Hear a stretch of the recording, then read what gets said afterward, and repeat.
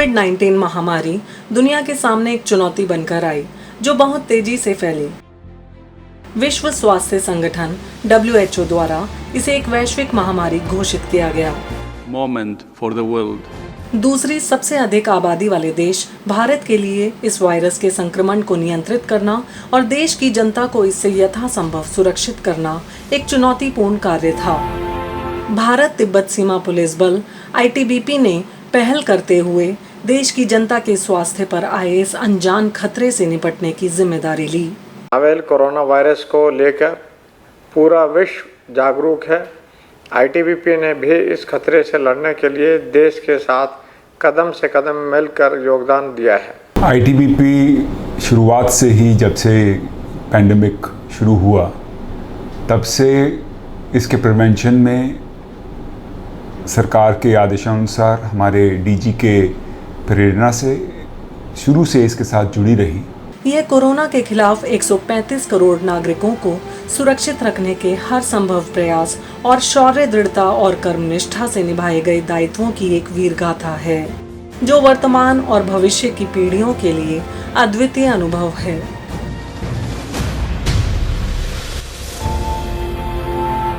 देश में विपदा आई है, इमरजेंसी है, इसको हम लोगों को बढ़ चढ़कर इसमें हिस्सा लेना चाहिए। ITBP was the first responder. इसमें ITBP हमें फक्र होता है कि ने लीड लिया। 28 जनवरी 2020 को ITBP ने अपने संसाधनों का इस्तेमाल कर 1000 बिस्तरों की क्षमता के साथ भारत के पहले क्वारंटीन सुविधा केंद्र की स्थापना की। इस केंद्र में महिलाओं और बच्चों सहित परिवारों के लिए सुविधाजनक प्रबंध किए गए। यहाँ की सभी सुविधाएं निःशुल्क थीं। इस केंद्र में गृह मंत्रालय, स्वास्थ्य और परिवार कल्याण मंत्रालय, भारत सरकार के दिशा निर्देशों के अनुसार सभी कोविड प्रोटोकॉल, प्रक्रियाओं एवं आवश्यक उपचार विधियों का पालन किया गया। इसमें सफदरजंग अस्पताल और अखिल भारतीय आयुर्विज्ञान संस्थान एम्स के विशेषज्ञों का भी सहयोग लिया गया। All healthcare workers are really very grateful for this. इस क्वारंटीन सेंटर में फरवरी 2021 तक कुल 7,172 यात्रियों और बल के कर्मियों को क्वारंटीन किया गया। अमेरिका से भी थे, साउथ अफ्रीका के लोग थे, मॉरिशस के थे, मेडागास्कर के थे, बर्मा के लोग थे, बांग्लादेश के लोग थे और श्रीलंका के लोग थे। तो ये अपने आप में एक बहुत बड़ी उपलब्धि थी। ITBP ने बांग्लादेश, चीन, म्यांमार, मालदीव, अमेरिका, दक्षिण अफ्रीका और मेडागास्कर जैसे मित्र राष्ट्रों के 64 नागरिकों को यहाँ क्वारंटीन किया। इस केंद्र में प्रमुख रूप में 6 बैचों में लोगों को क्वारंटीन किया गया था। पहला बैच 1 फरवरी 2020 को 103 व्यक्तियों को वुहान, चीन से लाया गया। दूसरे बैच में 27 फरवरी 2020 को 112 व्यक्तियों को वुहान, चीन से लाया गया। तीसरे बैच में 3 से 4 मार्च 2020 तक 21 इटली एवं 3 भारतीयों को लाया गया। चौथा बैच 15 मार्च 2020 को 218 व्यक्तियों को मिलान, इटली से लाया गया।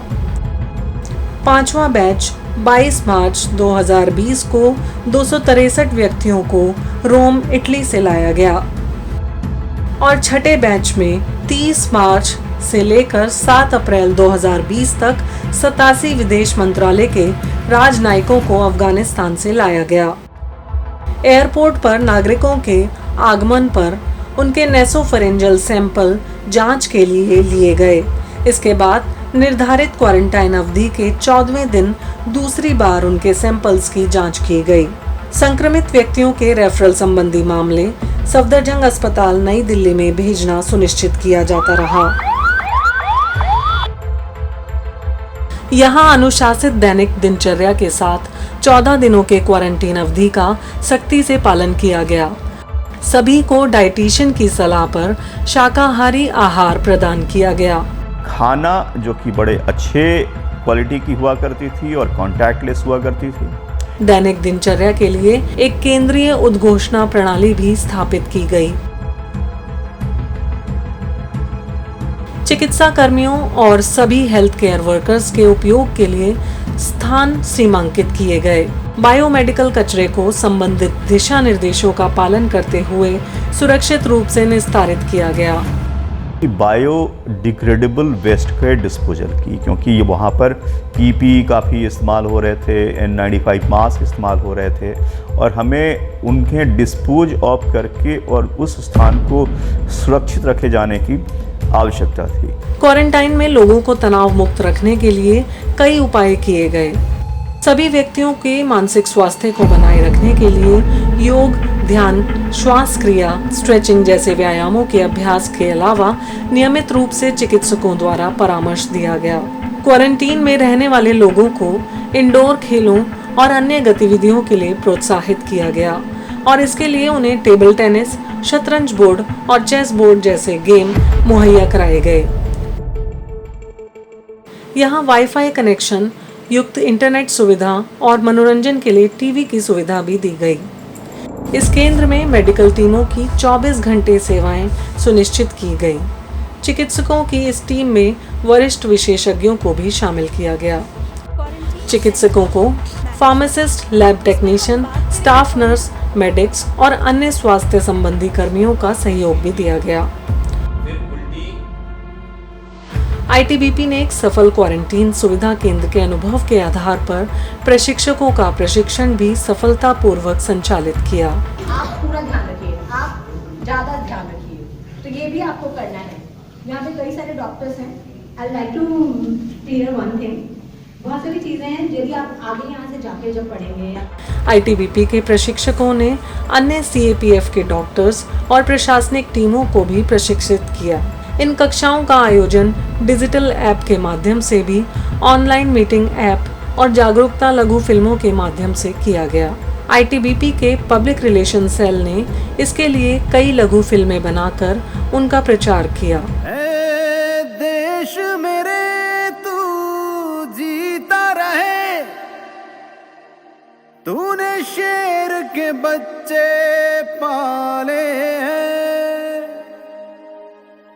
एक लाल हुआ कुर्बान तो क्या 100 लाल तेरे रखवाले हैं।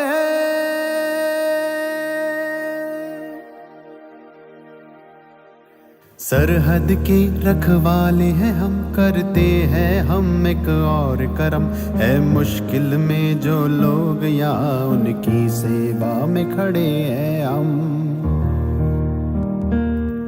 लौट आएगी फिर वही खुशी, संग मनाएंगे त्योहारों को हम, मेरे खून में बसता है सदा जय भारत वंदे मातरम। बल ने भारत सरकार के आदेशों का अक्षरशः पालन किया। क्वारंटीन सेंटर से अलग अलग बैच में डिस्चार्ज होने वाले लोगों को विदाई देने के लिए माननीय केंद्रीय स्वास्थ्य मंत्री डॉक्टर हर्षवर्धन और माननीय केंद्रीय गृह राज्य मंत्री श्री नित्यानंद राय यहाँ पहुंचे। पूरी पूरा का पूरा सीएपीएफ आह्वान नहीं करेंगे, करे तो आईटीबीपी की तरह ही हम सारी व्यवस्था को खाली रखने में सक्षम हैं। बहुत आनंद की अनुभूति हो रही है। आप सब हमारे भारतीय भाई और बहन और कुछ मालदीव्स के भाई और बहन जिनको वुहान चाइना से 1 फरवरी और 2 फरवरी को यहाँ पर हमारे इस आईटीबीपी के कैंप में लाया गया था। पूरे 2 हफ्ते के क्वारंटाइन पीरियड के बाद, पूरी टेस्टिंग के बाद, यह सुनिश्चित करने के बाद कि आप किसी भी प्रकार से कोरोना वायरस के इन्फेक्शन से पीड़ित नहीं है, आज आपकी यहाँ से छुट्टी हो रही है। हम लोगों को भी ऐसे लग रहा है कि आप लोग हमारे साथ थे और आप हमारा साथ छोड़कर जा रहे हैं। आईटीबीपी ने एक आदर्श क्वारंटीन सेंटर स्थापित करने के लिए भरसक प्रयास किए और इसकी एक मिसाल कायम की। आईटीबीपी क्वारंटीन सुविधा केंद्र की सफलता ने देश भर में भविष्य की कई क्वारंटीन सुविधाओं को स्थापित करने का मार्ग प्रशस्त किया। बहुत बहुत धन्यवाद आपको। बहुत किया हुआ है, बहुत ही अच्छा किया हुआ है। Due to current coronavirus, like we had a hard time back in the university. Like there was no food supply. Everyone was like kept inside. We were kept inside for almost a month, and we were not allowed to go outside. There was no food, and the community helped us a little bit, but it was really hard for us. छात्र हैं जो उनके दिल में श्रद्धा है force के प्रति कि हम लोग किस स्तर तक जा कर के उनकी मदद करते रहे। और यहाँ पे आईटीबीपी ने हमें बहुत अच्छी फैसिलिटी दी है और रोज़ हमारा मेडिकल चेकअप होता था और हम इसके लिए बहुत थैंकफुल है इंडियन गवर्नमेंट को।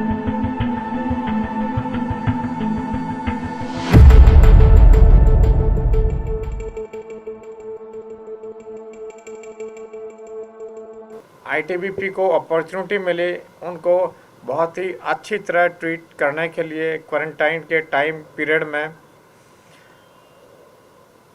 और उसमें आप लोगों ने स्पेशली जो मेडिकल टीम थे उन्होंने जो कार्य किया है उनको संभालने का, उनको ठीक रखने का, उनकी सेहत को अच्छा रखने का बहुत ही सराहनीय काम किया है।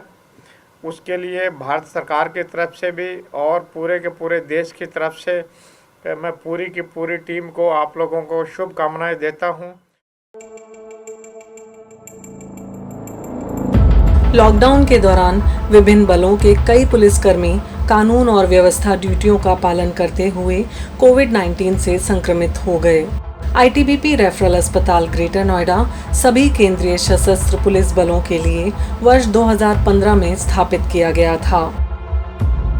श्री एस.एस. देसवाल, महानिदेशक आईटीबीपी की पहल पर आईटीबीपी द्वारा इस अस्पताल को केंद्रीय सशस्त्र पुलिस बलों एवं केंद्रीय पुलिस संस्थानों के कर्मियों और उनके परिवारों के सदस्य के इलाज के लिए कोविड केयर अस्पताल में परिवर्तित कर दिया गया। 2 मई 2020 को इस अस्पताल में पहला कोविड संक्रमित मरीज भर्ती हुआ था। 10 फरवरी 2021 तक इस अस्पताल में लगभग 1950 लोगों से अधिक रोगियों का इलाज करके डिस्चार्ज किया गया।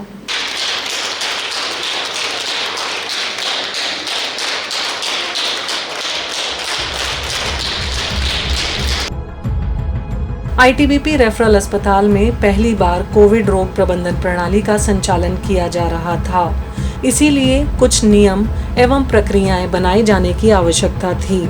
इस अस्पताल का संचालन सुचारू रूप से चलाने के लिए कुल 6 अस्थायी आदेश जारी किए गए। रेफरल अस्पताल के मरीजों को क्लिनिकल एवं रेडियोलॉजिकल जांचों के आधार पर 3 भागों में बहुत कम, कम और अधिक बीमार मरीज के रूप में विभाजित किया गया था। मरीजों के नामांकन के दौरान उनके कई प्रकार के लक्षणों पर निगरानी रखी जाती थी, जैसे सूखी खांसी, बुखार, सांस फूलना, सूंघने व स्वाद की क्षमता खत्म होना आदि। प्राथमिक लक्षणों की जांच के आधार पर आईटीबीपी के डॉक्टरों द्वारा इलाज की प्रक्रिया व आगे की कार्रवाई निर्धारित की जाती थी। आईसीएमआर और भारत सरकार के दिशा निर्देशों के अनुसार इलाज और प्रबंधन प्रोटोकॉल को नियमित रूप से अपग्रेड किया जाता था। फेफड़ों संबंधी बीमारियों का शुरुआती निदान, बीमारियों का स्तरीकरण एवं आक्रामक चिकित्सा थेरेपी ही इस अस्पताल में कोविड प्रबंधन की कुंजी थी। पूरे देश में कोविड-19 के बढ़ते मामलों के मद्देनजर हेल्थ केयर वर्कर्स और फ्रंटलाइन वर्कर्स के लिए पीपीई किट और फेस मास्क की देश भर में आवश्यकता महसूस होने लगी थी। इस परिस्थिति में आईटीबीपी ने अपने संसाधनों का इस्तेमाल करते हुए पीपीई किट और फेस मास्क तैयार करने के लिए एसएस बटालियन कैंप परिसर सोनीपत हरियाणा में एक विशेष फैब्रिकेशन सेंटर की शुरुआत की। इन्हें महामारी के खिलाफ जंग में काम कर रहे health care workers, frontline workers और अन्य संगठनों के उपयोग के लिए तैयार किया गया। हिमवीर वाइफ वेलफेयर एसोसिएशन हवा आईटीबीपी के परिवारों के कल्याण के लिए काम करती रही है। इस संस्था की सदस्यों ने भी पीपीई किट और फेस मास्क आदि बनाने में हिमवीरों का हाथ बटाया। आईटीबीपी ने देश में कोविड-19 के खिलाफ संघर्ष में महत्वपूर्ण भूमिका निभाई। विभिन्न सेंटरों की स्थापना और क्षमता निर्माण के उपाय बेहद चुनौतीपूर्ण और अभूतपूर्व थे, जब पूरी दुनिया एक साथ इस घातक वायरस से लड़ रही थी। देश में संपूर्ण लॉकडाउन के दौरान आईटीबीपी ने दूर दराज के इलाकों, सीमावर्ती क्षेत्रों और नक्सल प्रभावित क्षेत्रों में रहने वाले लोगों को चिकित्सा सुविधा, पीने का पानी और भोजन उपलब्ध करवाया। आईटीबीपी ने मई 2020 में करगिल के दुर्गम इलाकों से लेकर जोजिला की बर्फीली ऊंचाइयों तक आवश्यक आपूर्ति उपलब्ध कराने वाले 900 से अधिक ट्रकों के लिए एक सुरक्षित मार्ग सुनिश्चित किया।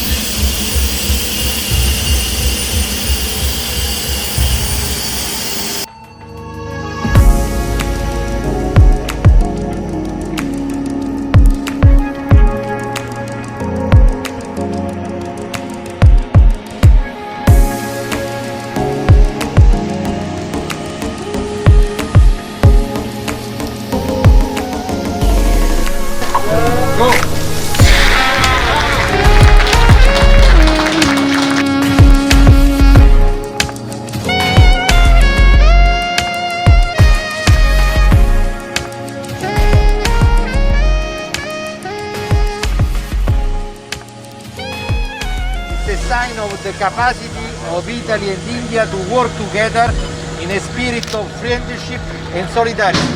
This machine will provide oxygen to more than 100 patients at the same time. We will be able to go on in this friendship, solidarity with the hospital, with the Indian authority, with the Minister of External Affairs that has been very effective in helping us to provide this supply here in Delhi, the Indian Embassy in Rome and the hospital. Thank you so much. हौसला हिम्मत ना हो, हर मुश्किल को कर दे तू पार। रब हौसला हिम्मत ना हो, हर मुश्किल को कर दे तू पार। मुश्किल है ये वक्त तो क्या बीत ही जाएगा, कर मजबूत इरादा है तो जीत ही जाएगा। मुश्किल है ये वक्त तो क्या बीत ही जाएगा, कर मजबूत इरादा है तो जीत ही जाएगा। नाकामी को ठोकर मार, वीरों जैसा करके वार। रख हौसला हिम्मत ना हो, हर मुश्किल को कर दे तू पार।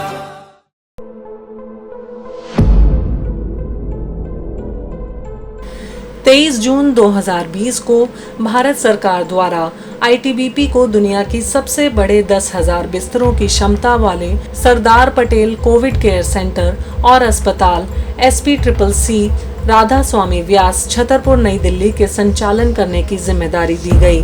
हुआ कि इसे चलाएगा कौन, तो वहां पर सबसे पहला नाम जो आया था, जो कि गृह मंत्री जी ने स्वयं कहा था कि आईटीबीपी चलाएगी, क्योंकि आईटीबीपी जनवरी से ही इसे कर रही थी। छावला क्वारंटीन सुविधा केंद्र के अनुभव के आधार पर इस विशाल कोविड सेंटर के संचालन के लिए आवश्यकता अनुसार रणनीति बनाई गई और 10 दिनों के अंदर दिल्ली सरकार, केंद्रीय सशस्त्र पुलिस बलों, गैर सरकारी संगठनों और सामाजिक संगठनों के संसाधनों का उपयोग करके इस सेंटर को तैयार कर दिया गया।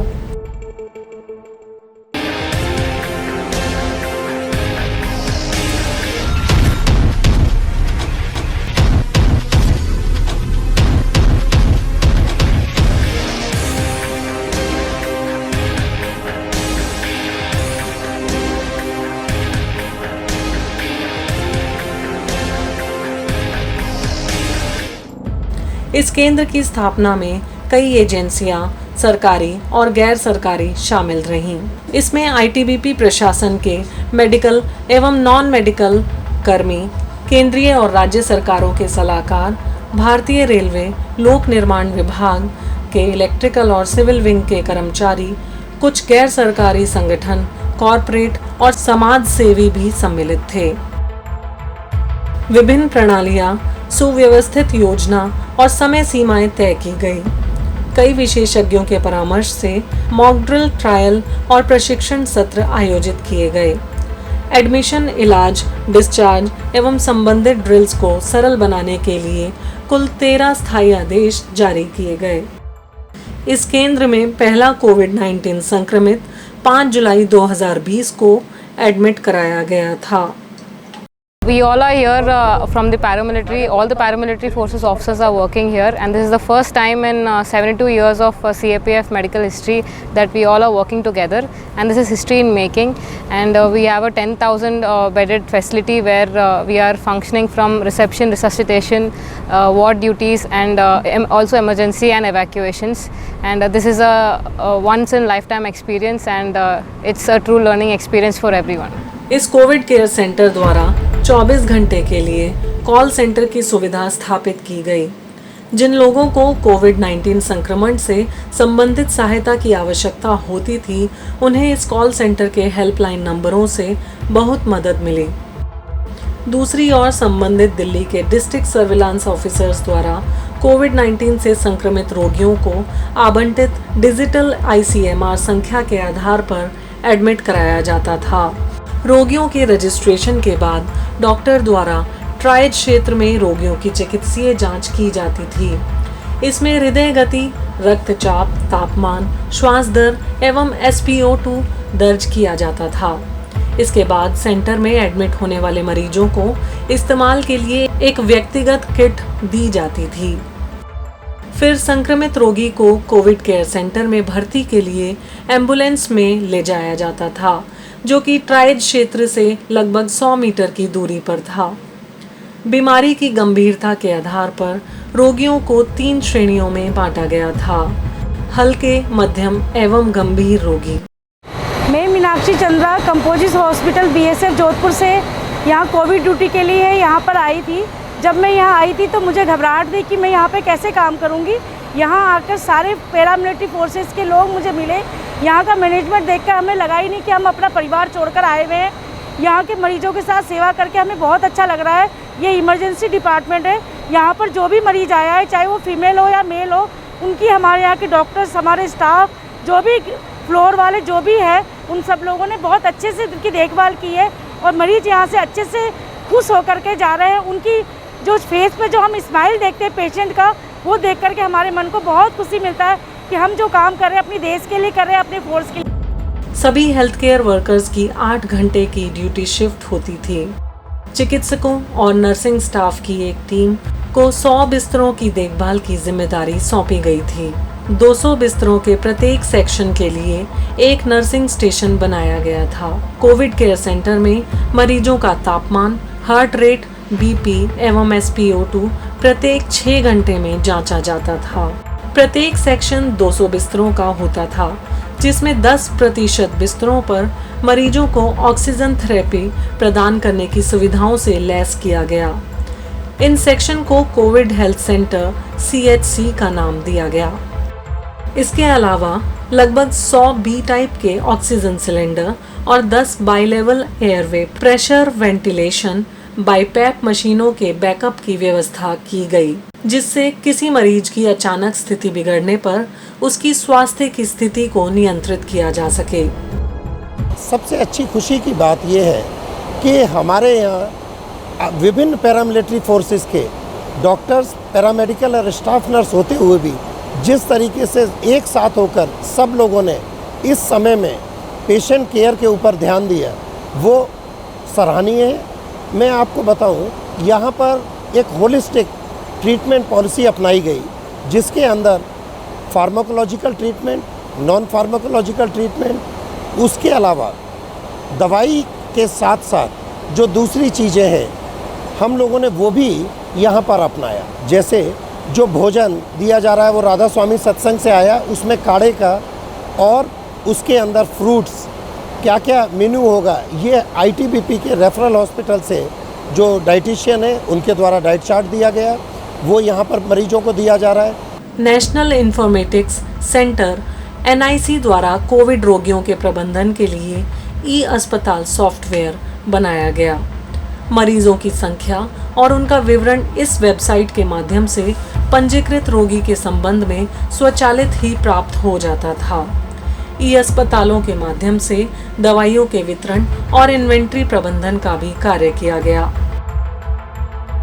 ITBP के IT सेल ने मरीजों एवं प्रशासन प्रबंधन पर नजर रखने के लिए IT सपोर्ट प्रदान किया। रोगी की प्रारंभिक जांच के बाद रोगी की कलाई पर एक डिजिटल बैंड बांध दिया जाता था, जिसके बारकोड से रोगी का व्यक्तिगत विवरण और डेटा आसानी से प्राप्त और अपग्रेड किया जाता था। इसके अलावा IT सेल ITBP ने CCTV नेटवर्क प्रबंधन, वाईफाई प्रबंधन, नेटवर्क योजना और पूरे परिसर के लेआउट की निगरानी में भी मदद की।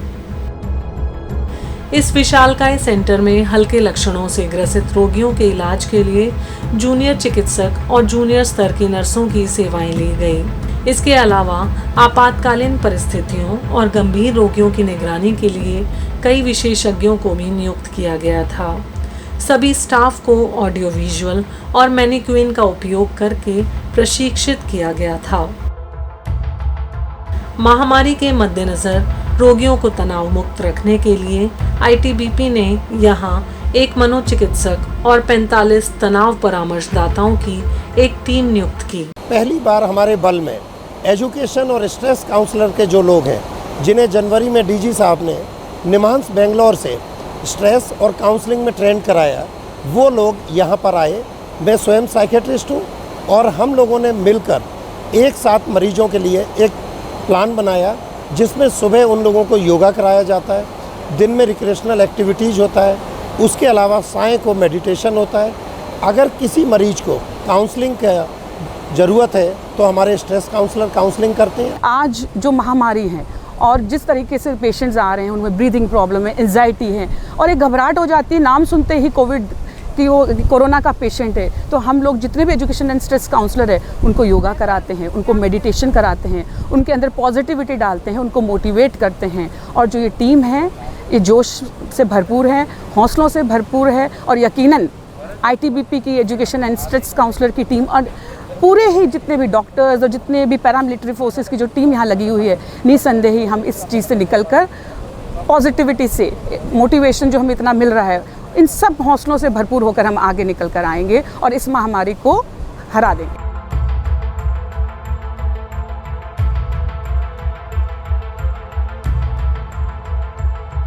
सभी के लिए योग सत्रों का नियमित आयोजन किया गया।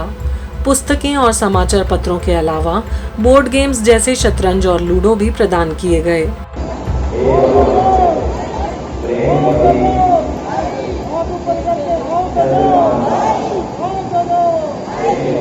इस कोविड केयर सेंटर में 23 फरवरी 2021 तक 12,000 रोगियों का इलाज किया गया।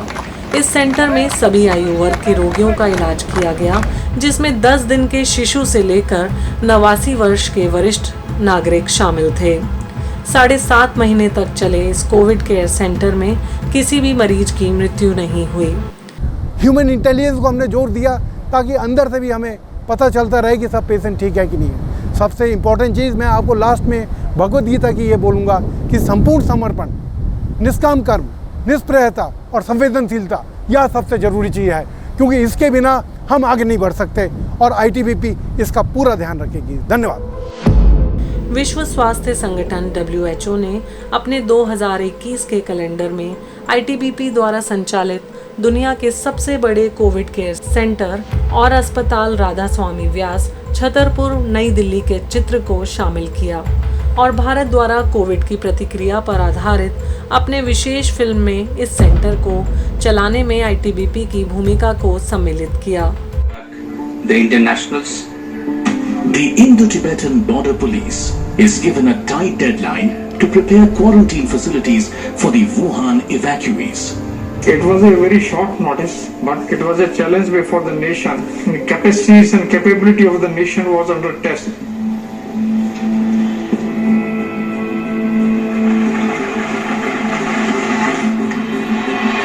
Overnight, blocks are converted into quarantine halls.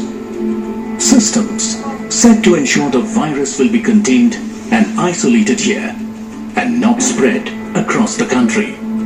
We deployed large number of officers. We took help of good number of medical officers, and logistic equipment was total. Furnishing was done, and all facilities were created in a very short time because it was urgent need before all of us.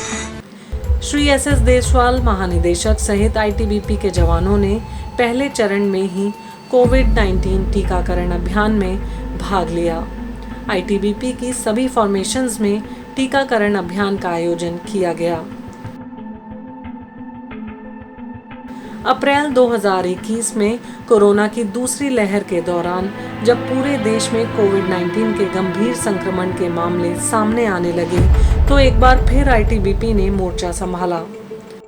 Referral अस्पताल greater Noida को एक बार फिर से Covid मरीजों के लिए समर्पित कर दिया गया और 16 अप्रैल 2021 से यहाँ केंद्रीय सशस्त्र पुलिस बलों एवं केंद्रीय पुलिस संस्थानों के कर्मियों और उनके परिवारों के सदस्यों का इलाज शुरू कर दिया गया।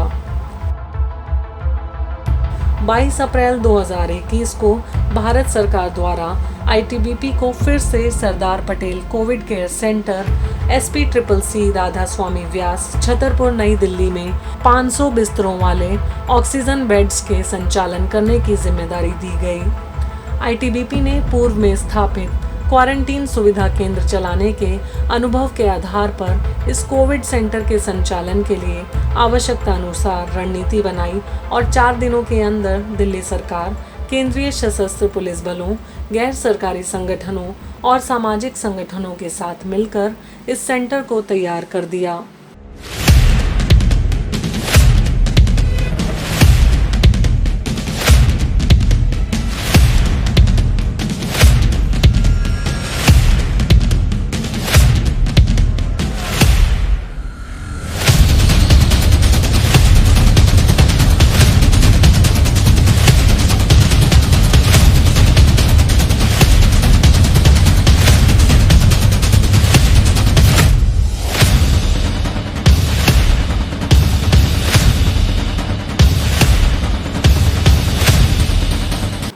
छब्बीस अप्रैल 2021 से यहाँ मरीजों का आना शुरू हुआ और देखते ही देखते इसने दिल्ली और राष्ट्रीय राजधानी क्षेत्र में कोविड के मरीजों के इलाज के लिए एक महत्वपूर्ण केंद्र के रूप में अपनी छवि स्थापित कर ली। Detected COVID positive, and when I came here, there was some breathing problem, and moreover, along with the breathing problem, my oxygen level is also low.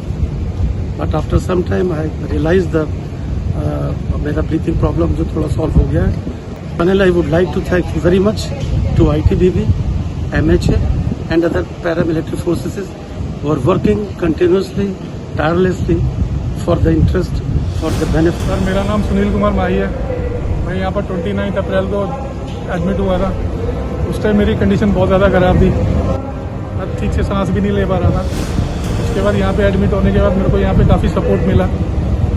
2 time से दवाइयाँ और खाना वगैरह रहा। और साथ में जो ITBP के यहाँ पे डॉक्टर्स थे, उन्होंने काफ़ी हेल्प की मेरी। छावला में भी ITBP ने केंद्रीय सशस्त्र पुलिस बलों एवं केंद्रीय पुलिस संस्थानों के कर्मियों और उनके परिवारों के सदस्यों के इलाज के लिए अप्रैल 2021 में से ज़्यादा बिस्तरों वाले कोविड केयर सेंटर स्थापित किया और इस केंद्र ने सैकड़ों मरीजों की स्वास्थ्य देखरेख की। ITBP की कोविड के विरुद्ध संघर्ष में भूमिका अग्रणी है और बल का इसमें प्रबल योगदान अभी जारी है। ITBP ने सबसे पहले क्वारंटीन सेंटर छावला कैंपस में बनाया था।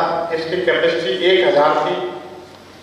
वुहान से भारत सरकार में बच्चे लेके आए, फैमिलीज को लेके आए, अपने देश के नागरिकों को वहाँ से लेके आए और उनको क्वारंटाइन पीरियड के दौरान छावला फैसिलिटी में रखा गया था और करीब 1200 ऐसे देश के नागरिक, हर उम्र के, हर जेंडर के, उस सारे के सारे खुशी से और अच्छी हालत में सारे के सारे 100% नेगेटिव होकर उस कैंप से अपने अपने घर गए। पूरे देश के हर कोने से वो बिलोंग करते थे। देश के सुरक्षा बल, भारतीय आर्म्ड पुलिस फोर्सेस सारे के सारे हर प्रकार की सिचुएशन को डील करने के लिए देश के प्रति समर्पित हैं और हर प्रकार के जो चैलेंज है उसको बहुत ही अच्छी तरीके से फेस किया जाएगा। सारी के सारी चाहे आर्मी है, आईटीबीपी है, they are dedicated to the nation for protection of integrity, sovereignty and borders of the nation.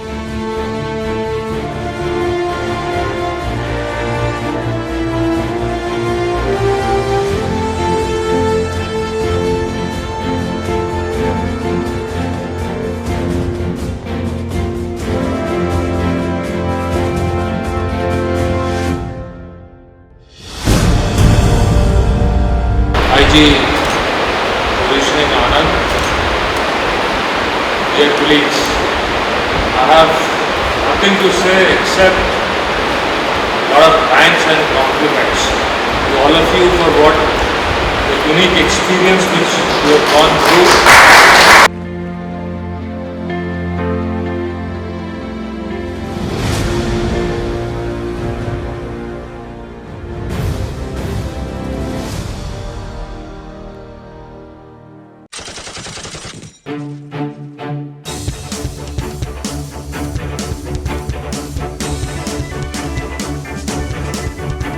हम सरहद के सेनानी, हम सच्चे हिंदुस्तानी, हम भारत तिब्बत सीमा के हैं प्रहरी सब पहचाने। हम जैसे सैनिक कहीं नहीं ये सच्चाई सब जाने।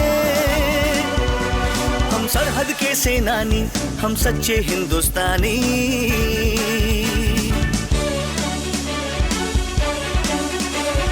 शौर्य हमारी शान है, दृढ़ता है पहचान। भारत माता के लिए हो जाते कुर्बान। कर्म निष्ठा के पथ पर मिटने को ठानी। हम सरहद के सेनानी, हम सच्चे हिंदुस्तानी।